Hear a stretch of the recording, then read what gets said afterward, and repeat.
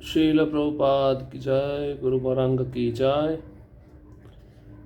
कल के सत्र में हमने सुना था रामानुज के हृदय में कुछ प्रश्न होते हैं जिनका समाधान वह भगवान वरदराज से चाहते थे। रामानुज कांचीपुर को कहते हैं कि भगवान तो आपका सुनते हैं, तो आप मेरे कुछ प्रश्न हैं, वे प्रश्नों का उत्तर आप भगवान से प्राप्त करिए। तो रामानुज ने ऐसे कुछ प्रश्न बताए नहीं थे कांचीपुर को, लेकिन कांचीपुर ने जाकर भगवान वरदराज को निवेदन किया और भगवान वरदराज ने 6 सिद्धांतों का वर्णन किया, 6 परम सत्य के विषय में बताया कि ये रामानुज जानना चाहते थे। तो पहला था, मैं परब्रह्म हूँ जो भौतिक प्रकृति का कारण है। भगवान कहते हैं मुझी से आध्यात्मिक प्रकृति, भौतिक प्रकृति प्रकट होती है। दूसरा है, जीवात्मा और परम भगवान अलग अलग हैं। तीसरा है, भगवान के चरण कमलों में समर्पण ही एकमात्र मार्ग है जो मुक्ति की इच्छा रखता है। और भक्त मृत्यु के समय अकस्मात अगर मुझे स्मरण नहीं कर पाता तो भगवान कहते हैं उस भक्त की मुक्ति सुनिश्चित है। ये चौथा परम सत्य है। पांचवा है, जब भी भक्त वर्तमान में शरीर छोड़ता है तो भगवान कहते हैं मैं उसको अपने परम धाम लेकर जाता हूँ। और छठवा है, रामानुज को कांचीपूर्ण के द्वारा भगवान कहते हैं कि महापूर्ण से दीक्षा लो, महापूर्ण सद्गुणों की खान है। रामानुज के लिए इस प्रकार से 6 आदेश भगवान बताते हैं। अब महापूर्ण को पुनः कांचीपुरम भेजना, क्या कारण था महापूर्ण पुनः कांचीपुरम गए? यमुनाचार्य के तिरोभाव के पश्चात उनके कोई भी शिष्य उनके समान उस ही अद्भुत तरीके से शास्त्रों पर प्रवचन देने वाले नहीं थे। तिरुवरंग अब आश्रम के प्रधान थे, परंतु उनमें अपने गुरु के समान शास्त्रों की व्याख्या करने की क्षमता नहीं थी। हर किसी ने उनके भक्ति में गुणों की प्रशंसा की तथा इस तथ्य पर ध्यान किया कि वे अपना इतना अधिक समय भगवान की पूजा में लगाते थे। परंतु तब भी आश्रम में वातावरण वैसा नहीं था जैसे पूर्व में था। उस समय दोनों विवाहित तथा अविवाहित भक्त एक आश्रम में रहा करते, जबकि पत्नियां नगर के बाहर अलग निवासों में रहती। उनका अधिकांश समय श्री विग्रह की पूजा तथा भगवान के गुणगान उच्चारण में व्यतीत होता।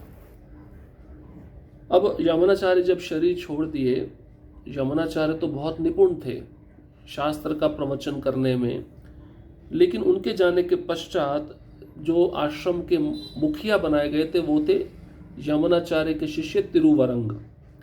अब तिरुवरंग प्रधान तो थे आश्रम के, लेकिन गुरु के समान शास्त्रों में पारंगत व्याख्या करने की क्षमता उनमें नहीं थी।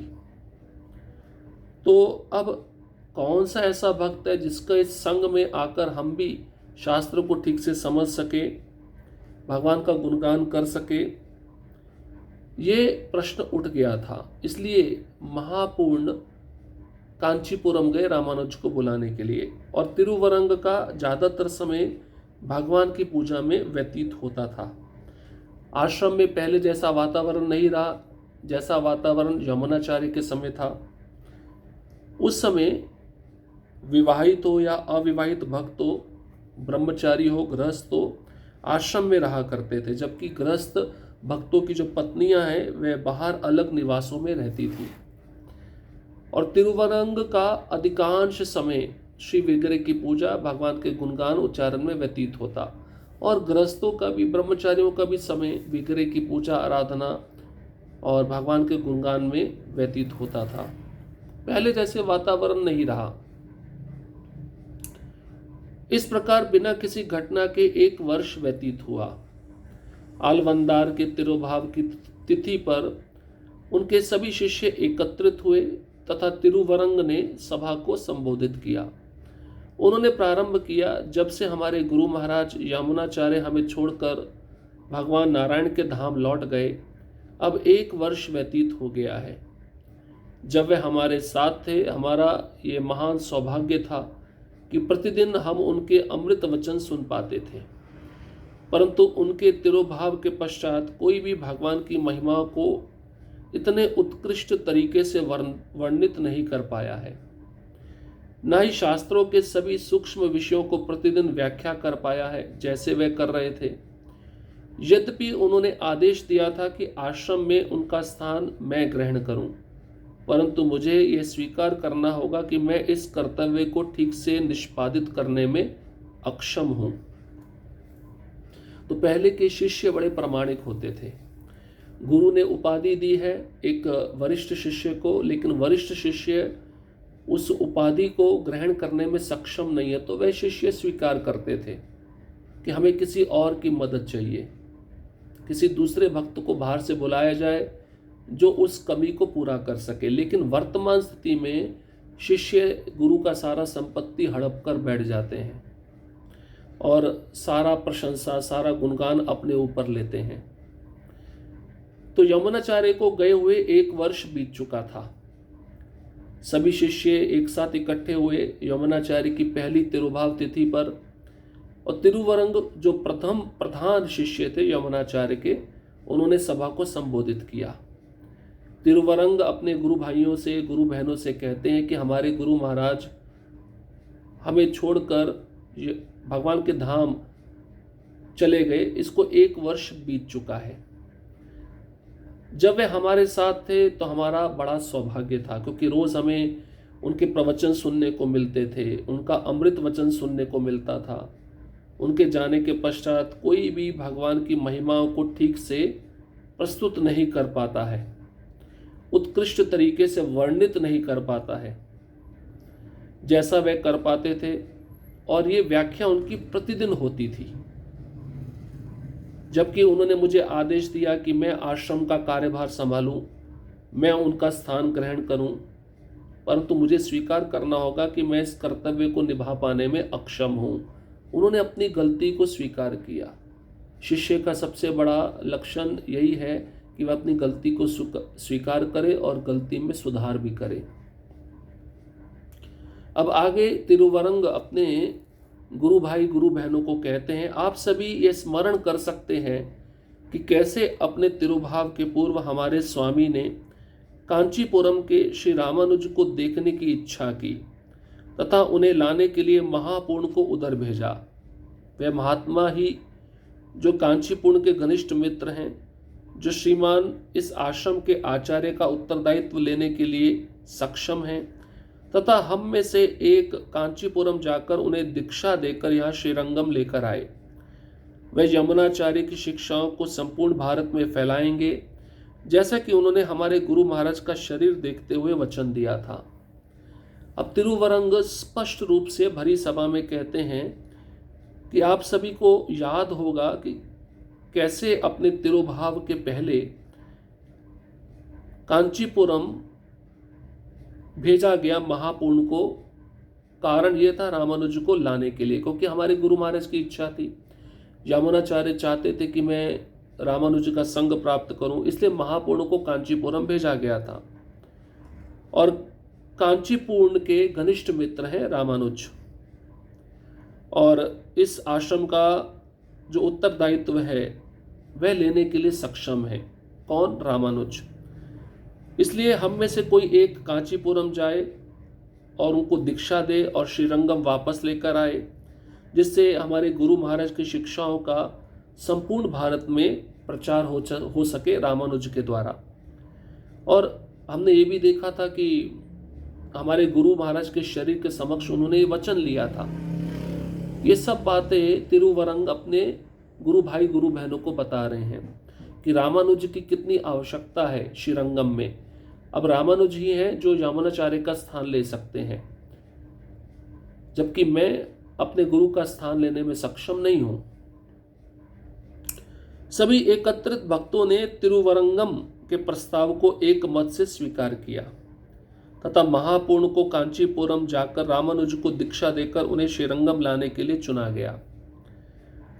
उन्हें कहा गया, यदि वर्तमान में वे कांचीपुरम की संगति त्यागने में हिचकिचाएं तो दबाव न डालें।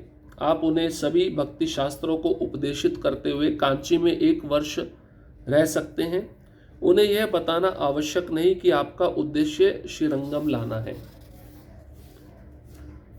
कितनी महत्वपूर्ण बात श्री तिरुवरंग बता रहे हैं। वे कहते हैं कि देखो, सभी भक्त वहां पे जो उपस्थित थे उन्होंने एक मत होकर तिरुवरंग के प्रस्ताव को स्वीकार कर लिया। आप जो कह रहे हैं बिल्कुल ठीक कह रहे हैं, हमें रामानुज को यहाँ पे लाना चाहिए, वही हमारे गुरु महाराज का उपाधि संभाल सकते हैं और वही पूरे संसार में उनकी शिक्षाओं का प्रचार भी कर सकते हैं।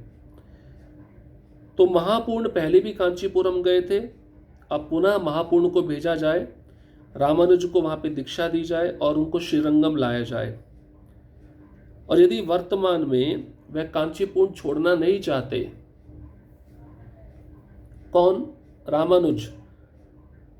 तिरुवरंग कहते हैं अगर रामानुज कांचीपुरम की संगति को छोड़कर श्रीरंगम में नहीं आना चाहते तो उन पे दबाव न डाला जाए। महापूर्ण को आदेश दिया गया 1 साल तक कांचीपुरम में रहो, रामानुज को सभी शास्त्रों में पारंगत करो और वे अगर नहीं आना चाहते उन पे दबाव मत डालो और उनको ये नहीं बताया जाए कि उनका उद्देश्य उनको श्रीरंगम लाना है। क्योंकि रामानुज बड़े प्रसन्न है कांचीपुरम के संग में। कांचीपुरम के साथ में रह के रामानुज भगवान की कथा सुनते रहते हैं, भगवान की कथा करते रहते हैं। तो इस प्रकार से सभी भक्तों ने एक साथ मिलकर निर्णय लिया, महापूर्ण को कांचीपुरम भेजा जाए, रामानुज को दीक्षा दी जाए, रामानुज को दीक्षा देकर श्रीरंगम में दोबारा बुलाया जाए। अगर रामानुज आने को तैयार नहीं है तो उन पर दबाव न डाला जाए। 1 वर्ष तक महापूर्ण कांचीपुरम में रहकर ही उनको सब कुछ शास्त्र की शिक्षाएं प्रदान करें और उसके बाद में उनको श्रीरंगम लाया जाए। लेकिन अभी महापूर्ण जाकर प्रत्यक्ष रूप में रामानुज को ये ना बताए कि उनको वह वहाँ पे क्यों गए, उनका उद्देश्य है रामानुज को वापस लाना। क्योंकि पहले हम सुन चुके हैं, भगवान ने कहा कि रामानुज को कांचीपुरम के द्वारा कि आप महापूर्ण से दीक्षा लीजिए, लेकिन रामानुज कांचीपुरम के संग में बड़े प्रसन्न रहते थे। अब रामानुज की दीक्षा इस प्रकार आदेशित होने पर महापूर्ण अपनी गर्भ धर्मपत्नी के साथ कांचीपुरम के लिए निकले। 4 दिन पश्चात वे मधुरांतकम की नगरी पहुंचे, जहां एक विष्णु मंदिर है जिसके सामने एक तालाब है। जब महापूर्ण एवं उनकी पत्नी उस तालाब के निकट विश्राम कर रहे थे, अचानक उधर रामानुज उनके चरणों में दंडवत प्रणाम अर्पित करते हुए प्रकट हुए।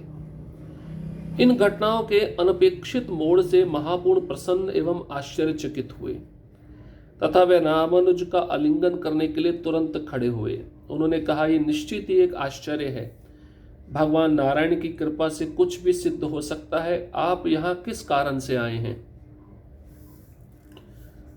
तो महापूर्ण को आदेश मिला तिरुवरंग के द्वारा कि आप कांचीपुरम जाइए, रामानुज को दीक्षा दीजिए। तो इस आदेश का पालन करने के लिए महापूर्ण अपनी धर्मपत्नी के साथ कांचीपुरम के लिए निकल पड़े। 4 दिन लगा उनको कांचीपुरम पहुंचने में। पहले कांचीपुरम को मधुरांतकम भी कहा जाता था। उस नगरी में पहुंचकर जहां पर एक विष्णु मंदिर है, जिस विष्णु मंदिर के सामने एक तालाब है, महापूर्ण और उनकी पत्नी उस तालाब के निकट विश्राम कर रहे थे। अचानक उधर ही रामानुज प्रकट हो गए। रामानुज प्रकट होकर महापूर्ण और उनकी धर्मपत्नी के चरणों में दंडवत प्रणाम किए और महापूर्ण बड़े प्रसन्न हो गए और आश्चर्यचकित भी हुए। तो रामानुज को उन्होंने आलिंगन दिया और रामानुज को महापूर्ण कहते हैं, निश्चित यह एक आश्चर्य की बात है, भगवान नारायण की कृपा से सब कुछ सिद्ध हो सकता है। तो महापूर्ण रामानुज को पूछते हैं, आप यहाँ किस कारण से आए हैं? यह निश्चित ही भगवान नारायण की योजना होगी, रामानुज ने उत्तर दिया, क्योंकि आपको ढूंढने के लिए ही मैं कांचीपुरम से निकला था। स्वयं वरदराज ने मुझे आपको अपना गुरु स्वीकार करने के लिए आदेशित किया है। कृपया मुझे तुरंत दीक्षा प्रदान कर अपनी कृपा मुझे प्रदान करें।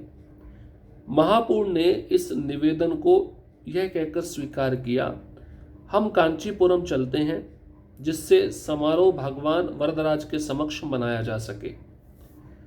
तो रामानुज से जब महापूर्ण पूछते हैं कि आप यहाँ किस कारण से आए हैं, तो रामानुज उत्तर देते हैं, भगवान नारायण की योजना होती है और आपको ही ढूंढने के लिए मैं कांचीपुरम से निकला था। स्वयं भगवान वरदराज ने मुझे आदेश दिया कि मैं आपको गुरु के रूप में स्वीकार करूं। इसलिए रामानुज महापूर्ण को कहते हैं कि मुझे तुरंत दीक्षा प्रदान करिए, जिससे आपकी मुझ पर कृपा हो सके। और महापूर्ण इस निवेदन को स्वीकार कर लेते हैं और महापूर्ण कहते हैं रामानुज को, हम दीक्षा का समारोह कांचीपुरम में करेंगे, भगवान वरदराज के सामने करेंगे। तो इसका मतलब रामानुज का दीक्षा भगवान वरदराज के सामने हुआ। परंतु रामानुज आग्रही थे। उन्होंने कहा, आप जानते हैं कि मृत्यु समय का एवं असमय के बीच कोई भेद नहीं करती। महात्मन, मुझे एक क्षण का भी विलंब रुचिकर नहीं प्रतीत होता। स्वपंतम वापि भुजानम गच्छन्तमपि तर्तमनि युवानमपि बालम वा स्ववशे कुरुते विधि। मनुष्य चाहे सोया हो या भोजन कर रहा हो अथवा सड़क पर चला जा रहा हो, वह युवक हो या बालक हो, मृत्यु उसे अपने वश में कर लेती है। तो रामानुज कहते हैं, भगवान वरदराज के पास जाने में इतना देरी क्यों कर रहे हैं? मृत्यु किसी भी समय आ सकती है, मुझे अभी इसी समय इसी स्थान पर दीक्षा दे दीजिए।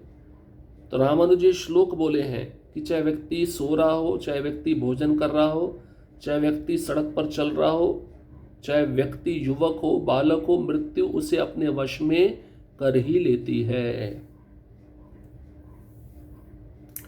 क्या आपको यह स्मरण नहीं कि किन ऊंची आशाओं के साथ मैं आपके साथ यामुनाचार्य से भेंट करने गया था? तब विधि ने मुझे ठग दिया। अतः किसी भी विलंब के लिए अवसर देकर मैं उस पर अब क्यों विश्वास करूं? कृपया इसी क्षण मुझे अपने चरण कमलों में आश्रय दें।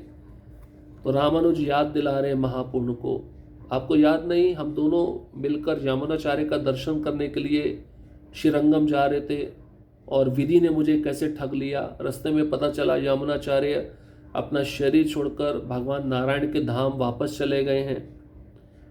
तो इतनी देरी क्यों? मैं अब किसी पे विश्वास नहीं कर सकता। विलंब किए बिना आप तुरंत मुझे इसी क्षण अपने चरण कमलों का आश्रय दीजिए। बड़ी ऊंची आशाएं लेकर मैं आपके साथ चला था यामुनाचार्य का दर्शन करने, लेकिन मुझे क्या मिला? मृत्यु किसी भी समय आ सकती है, ऐसा रामानुज महापूर्ण को कह रहे हैं। तो देखिए, रामानुज भी कोई विशेष व्यक्तित्व नहीं है और महापूर्ण भी कोई विशेष व्यक्तित्व नहीं है। दोनों ही दिखने में मनुष्य शरीर में आया है, लेकिन विशेष भगवान की कृपा पात्र हैं। तो इसलिए स्वयं लक्ष्मण होते हुए रामानुज अब दीक्षा ग्रहण कर रहे हैं महापूर्ण से, क्योंकि भगवान वरदराज का आदेश है। तो जब महापूर्ण सुने रामानुज के मुख से, तो महापूर्ण को बड़ी प्रसन्नता हुई और जिस स्थान पर महापूर्ण और उनकी पत्नी रुके थे, उसी स्थान पर भगवान विष्णु के मंदिर के समक्ष जो तालाब था, वहीं पर महापूर्ण ने रामानुज को दीक्षा प्रदान किया। तो दीक्षा कैसे प्रदान किया उसको हम अगले सत्र में सुनेंगे। और रामानुज की पत्नी रक्ष कंबल का गर्व, रामानुज की जो पत्नी थी उनको किस बात पर अपने ऊपर गर्व होता था, इसके विषय में भी सुनेंगे। और इसी गर्व के कारण रामानुज आगे चलकर संन्यास लेंगे। हरे कृष्णा कृष्ण कृष्ण हरे हरे, हरे राम राम राम हरे हरे। श्रील प्रभुपाद की जय, गुरु गौरांग की जय।